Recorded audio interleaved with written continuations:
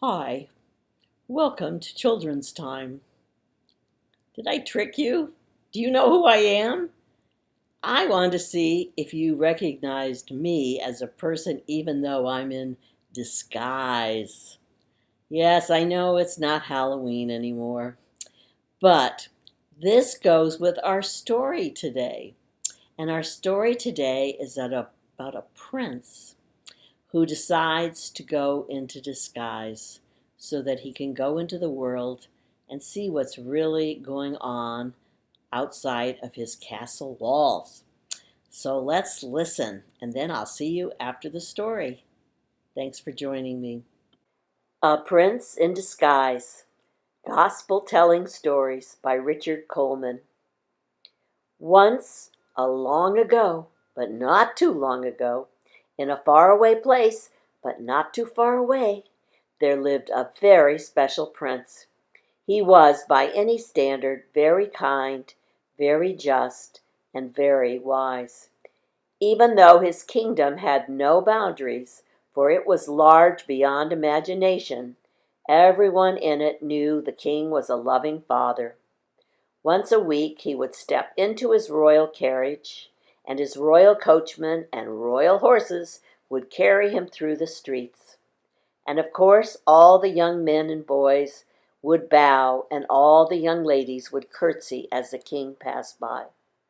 Although this king was very, very rich, there was one thing he did not have. And because he did not have it, boy, he wanted it more than anything else in the world. Can you guess what it was? That's right, he wanted a son. The king prayed every morning and every evening that a son would be born to him and his wife, the queen, for what good would his kingdom be if he did not have an heir who would become the next king? Oh, how he prayed and wished for the son. And one day it happened. The queen gave birth to a child, and it was a boy. The good news spread quickly through the kingdom, and the people were happy and thankful. Now there would be a prince who would someday be the next king. The years passed, and the little boy grew to be a very little prince. And once a week, the prince and his father, the king, and his mother, the queen, would step into the royal carriage, and the royal coachman and the royal horses would carry them through the streets. Because the king had only one son, and because he loved him with all his heart, he was especially careful to make sure that no harm would befall his son. In fact, he built a very tall stone wall around the castle so that the prince would see nothing of the ugly, evil things that happened in the world beyond it. But the prince was very curious, just as little boys and girls about your age, and one day he decided that he wanted to see what the world was like beyond the stone wall. And carefully disguising himself, he slipped away from the castle. He walked down dusty roads and through village streets. He saw the clear blue skies, enjoyed the beautiful flowers, and felt the gentle rain just as he did behind the stone wall. But he also saw people stealing and cheating one another, and mothers too poor to feed their babies. Of course, the king was frantic when he discovered that his dearly beloved son was lost in the great world beyond the castle walls. So the king gathered together all his messengers and told them to go to every street corner and alleyway and read to the people this solemn declaration: "My son, the prince, is lost somewhere among you. Will you help me find him?"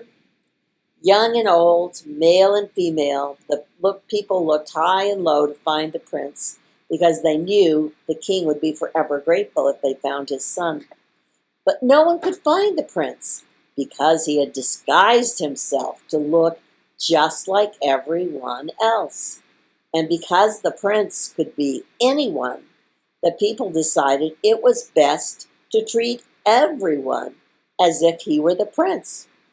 Even to this day, the prince still walks the streets, and you may by chance meet him someday. I wonder if the prince is still wandering around in disguise and maybe we wouldn't recognize him. Wow, that's quite a thought. Well, this reminds me of a story in Matthew 25 that Jesus tells. And he makes it very clear that we must do as he has commanded and care for the needy and those less fortunate. And he says if we do that, then we will be plugged into God and the light of God will shine through us. But if we don't do that and we are not plugged into God, then we will be as the goat. And when it comes time to separate the goats and the sheep will go with Jesus to see God. So it's very important that we remember to feed the hungry and give water to the thirsty and love and care and homes to those who are alone and sad and empty. Then the light of God will be shining through us. So who knows? Jesus might be in disguise as one of those less fortunate, those in need. So we want him to recognize God shining through us by the way that we take care of all those who are in need. So go out and serve the Lord. Let the light of God shine through you and help those who are in need so that Jesus will recognize the light of God shining in you. Thank you for joining me again today. Amen.